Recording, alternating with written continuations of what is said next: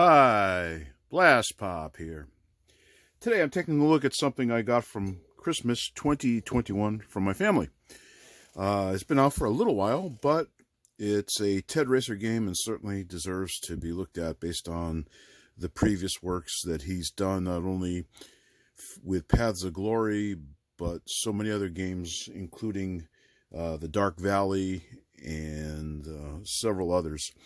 This is published by GMT in 2021, so it's still reasonably new. It's not an oldie but a goodie, but in the age when everything is pursue the new, and anything older is somehow less worthy. But in any case, this game is boxed. It's relatively thin compared to some of the games that GMT publishes with like a 3-4 inch box. This one's a little more than an inch thick. It is a strong construction and should be serviceable for many years to come.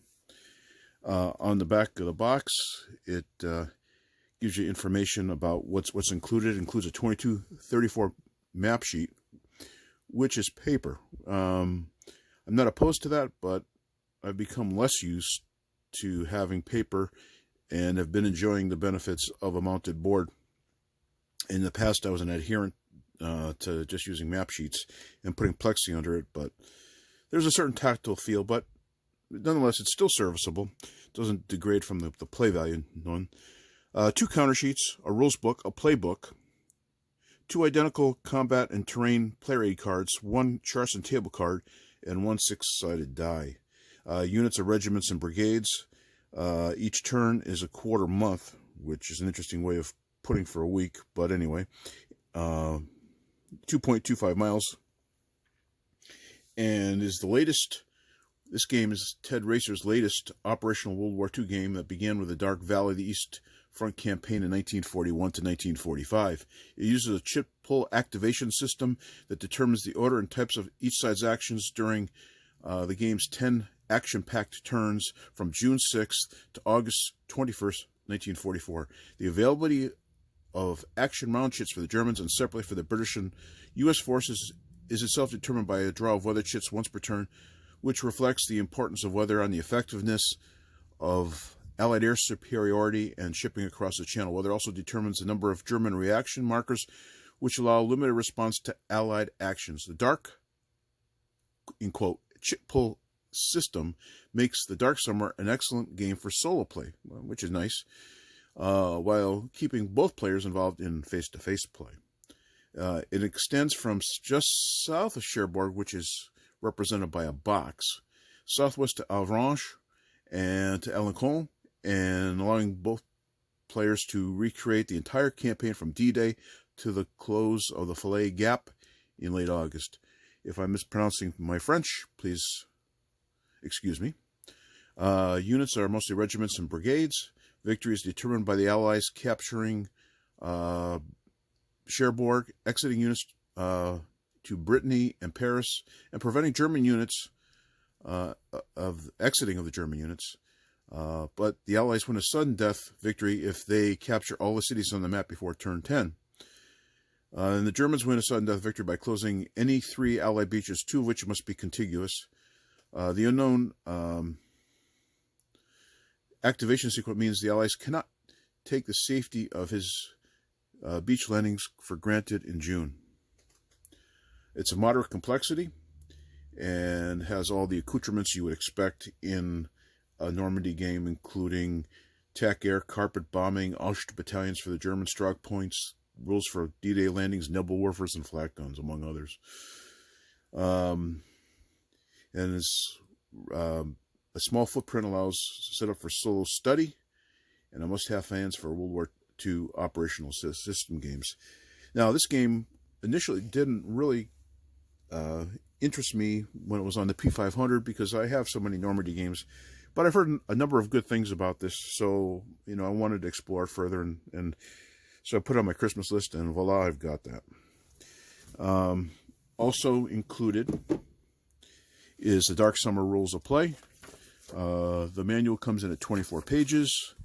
Front covers 1 page index or table of contents, your typical introductory components, nationality of colors, definitions of terms and abbreviations, setup and victory, sequence of play, stacking, zones of control, negating of zones of control.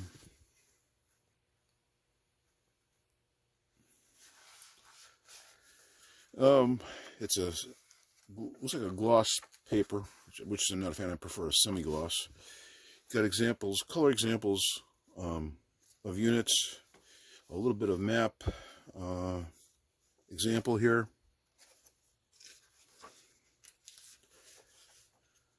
Combat, movement,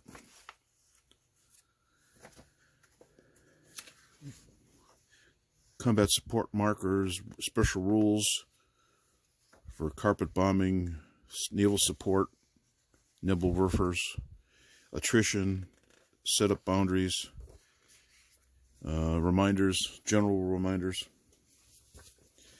Then you've got the playbook.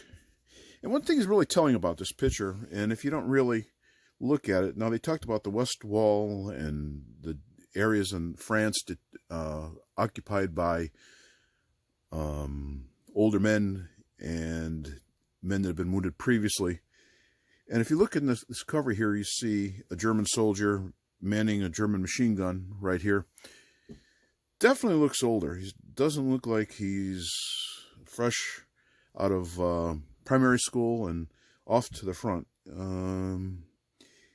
While, you know, for the purposes of defending the beaches, an older man with a machine gun can be probably as effective as a younger man.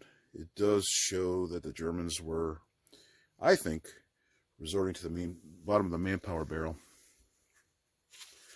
That's unimportant for the game, but I just thought it was an interesting note. An extended example of play shows you how to do all the important sequences like landing, amphibious assaults, reactions, the different waves of Allied troops coming ashore, combat, German reaction, British move. Nicely illustrated, full color, large examples. And I suppose if you were so inclined and wanted to really follow it closely, you could actually set up the game map and follow along with the commentary. Some historical pictures, Ted's designer's notes, developer's notes, and all the counter sheets. So if you think you might have lost a piece, you can double check and recreate one if need be. Also your index, and it continues on to the last page, which is 20 pages in total. Player aid card 2, this is the one that you have one copy of. And includes action chit availability, sequence of play, nice and handy, rebuilding units table, reinforcements table, general rules reminders, sudden death victories, and the German victory point table. Nice, relatively thick cardstock. Should be serviceable for a long time. Now you get two of these, which is player aid card 1, and they're otherwise identical. And the front side has your combat results table, shareboard combat table, weather effects, and on the back you got your terrain effects chart, which includes all the terrain listed on the map and its impact on gameplay. You also receive a D6, and you got 2 counter sheets. Now, this is the brown core cardstock. It seems reasonably thick, and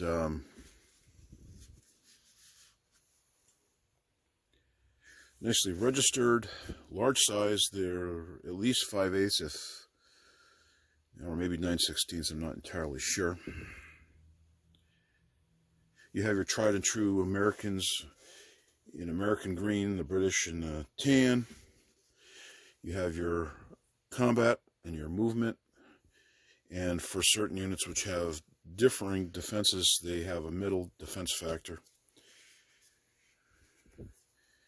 And on the back is your reduced side or other types of markers.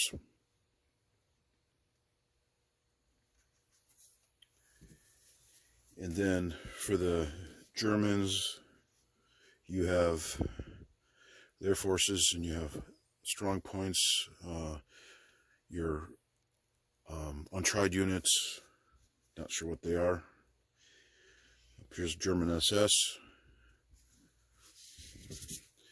And then on the back side you have reduced side again, or in the case of the tried units, untried units, what they turn out to be when you flip them over. And the only nitpick, and this is a very minor nitpick, I always enjoyed having a dash between values, and I don't know why that's fallen out of favor. It just makes things look neater and cleaner as far as I'm concerned. No effect on play, just a personal preference. Maybe I'm old school. I know I'm old school, actually. And then you have the map. Again, it's a paper map. Nicely done. Looks like might be a Mark Simonich map. Everything's entirely clear. And at least a portion of it up here in the Americans, and this from Con on, kind of reminds me of the old Cobra game by SPI.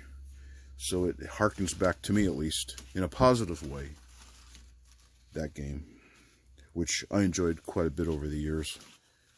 And Saint-Lô, Coton, Con up here, Vier. Oh, down here you have Avranches. Kind of hard to fit this all in my screen here.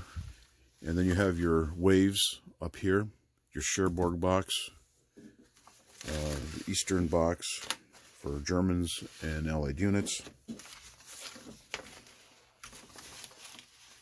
And then further to that, you have timekeeping, action rounds track, weather, and victory points track, along with samples of the various types of terrain. All in all, a very nice, complete package. Now, it doesn't appear to be very difficult to play, at least for somebody who's familiar with the standards of wargaming. These are the various things in summary which you receive.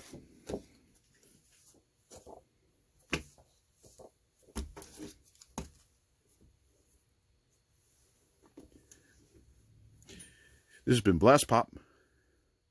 Please comment, like, and subscribe. Bye.